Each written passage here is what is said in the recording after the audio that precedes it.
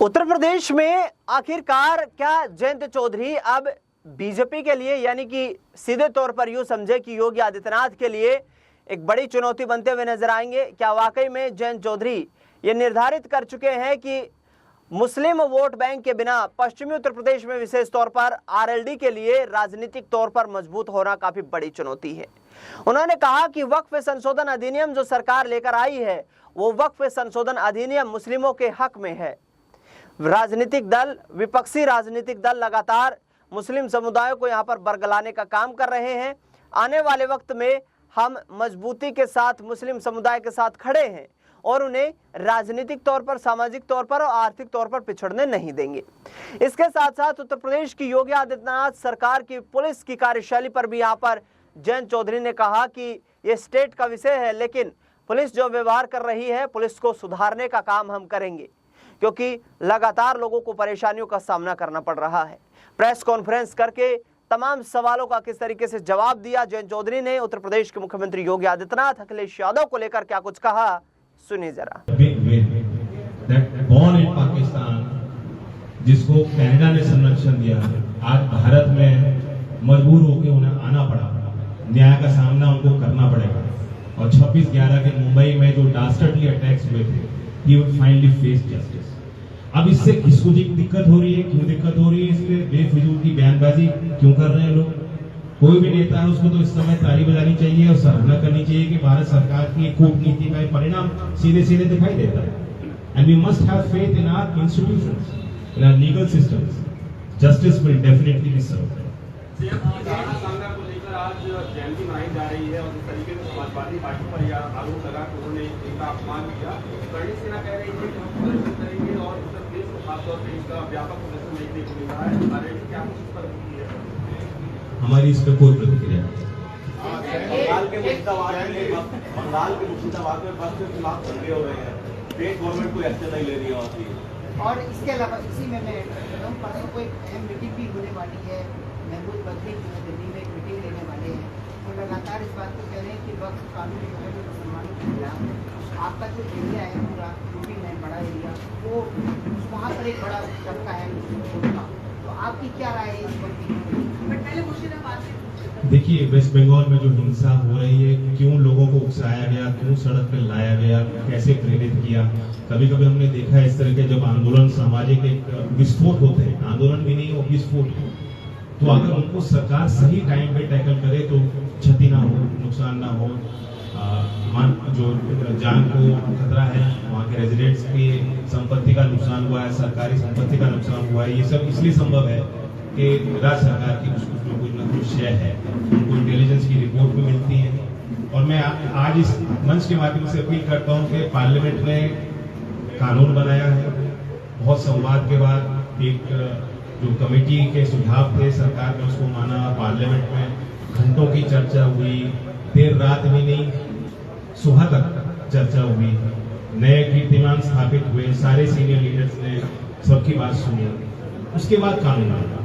तो that is a process of democracy. सबको उस प्रक्रिया में विश्वास रखना ही चाहिए और राष्ट्रपति महामहिम की मोहर भी उस पर लग चुकी है।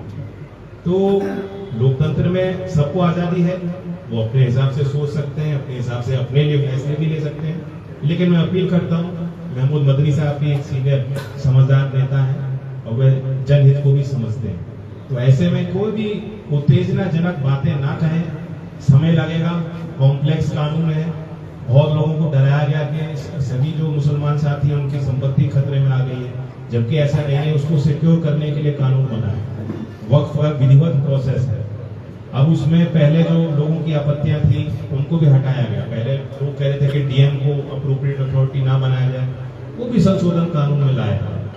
रेट्रोस्पेक्टिव प्रभाव कानून का ना हो, पार्टियों की राय थी, लोकल की भी यही राय थी, वो भी कानून से उसमें संशोधन करके उसको अमेंड किया गया। तो इतने एक्सरसाइज के बाद जो कानून बना है उसे थोड़ा वक्त लोग दें, ये विश्वास करें, सबका साथ, सबका विश्वास और सबका प्रभाव, सबका साथ, ये जो मोदी जी कह रहे हैं लगातार, और जमीन पे भी वो प्रभाव दिख रहा है। हर वर्ग का समर्थन एनडीए के साथ इसलिए जुड़ा।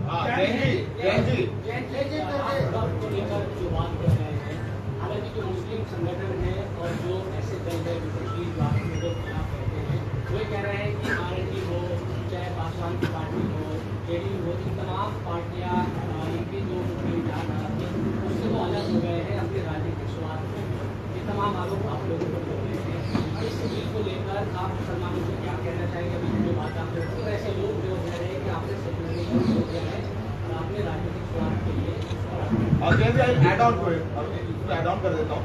जब मेरठ पुलिस ने बोला कि नमाज पढ़ेंगे तो वो लाइसेंस कैंसिल करेंगे, तो आपने ऑलरेडी 1980 को ये ठीक किया। उसके बाद भी मुकदमे हुए मुजफ्फरनगर के जिन्होंने काली पट्टी बांध के नमाज पढ़ी, उस पर उसको बुलाया गया है, उनको समन किया गया है। And we know that you being doing lot of secular politics and you being taking stand. अब आपका रुख क्या है? और जो शोएब ने सवाल पूछा दोनों को मिला के करा। तो रेड माइक ने मुझसे पूछा है और मेरे ट्वीट्स आप देख भी रहे हो, फॉलो भी कर रहे हो। मेरे ट्वीट्स तो नहीं रुके, ना मेरे बयान रुके। ये एक सतत प्रयास है यूपी पुलिस को सुधारने का। ये हमारी कोशिश, मैं इतना ही कह सकता हूँ। बाकी राज्य सरकार के हाथ में है वो निर्णय लेना, लेकिन कहीं भी कोई हानि ना हो। वो चौधरी अजीत सिंह जी जो मुजफ्फरनगर से इसलिए चुनाव लड़े थे कि वो चाहते थे कि एका बने। कम्युनिटीज में जो एक विश्वास का डेफिसिट बन गया था, अविश्वास पैदा हो गया, वो दोबारा से ऐसी परिस्थितियां कभी देश में हमें ना फेस करनी पड़े। और उसमें उनको बड़ी उनको सफलता भी मिली है। We are remaining to be a liberal secular party with a progressive outlook. That's all right.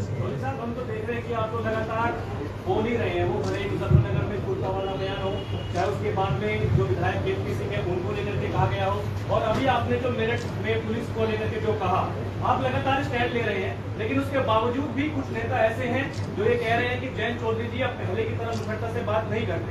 और हम लगातार देख रहे हैं कि मुस्लिम समाज के जो नेता हैं वो पार्टी में जुड़ भी रहे हैं अलग अलग स्थानों पर। तो आप लगातार स्टैंड ले रहे हैं, लेकिन बावजूद उसके ये क्या कुछ हो रहा है?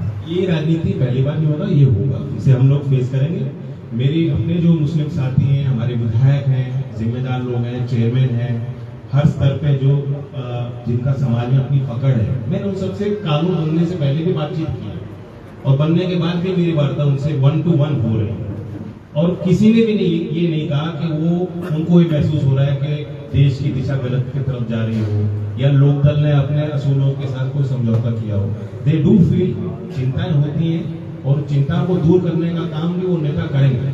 मैंने हर एक मुस्लिम लीडर को जिम्मेदारी दी है कि आप छोटी छोटी बैठक करें, आप मस्जिदों में जाएं, समाज के नेताओं इमामों के साथ बैठें, नौजवानों के साथ बैठें, जो देश की बदलती तस्वीर के साथ जुड़े। पार्टी को सुधार को लेकर एक सवाल है, तो जो आपका अपील है, प्रधानमंत्री जिस तरह से युवाओं को राजनीति जाने के लिए प्रेरित कर रहे हैं, आपकी पार्टी क्या उस लाइन में जाएगी? You should be aware, private bill मैंने जब मैं एमपी था पेश किया था कि 21 साल की उम्र में अगर आप वोट कर सकते हो, शादी कर सकते हो, अधिकारी बन सकते हो, समाज के लिए फैसले ले सकते हो, तो जिस चुनाव में वोट कर रहे हो उसमें आप एक प्रत्याशी नहीं बन सकते। तो विधायक और सांसद बनने की एज भी घटनी चाहिए। और फिर मुझे लगता है कि हमारे सांसद चंदन चौहान ने भी दोबारा एक पिटीशन इसमें संसद की प्रक्रिया में शामिल की।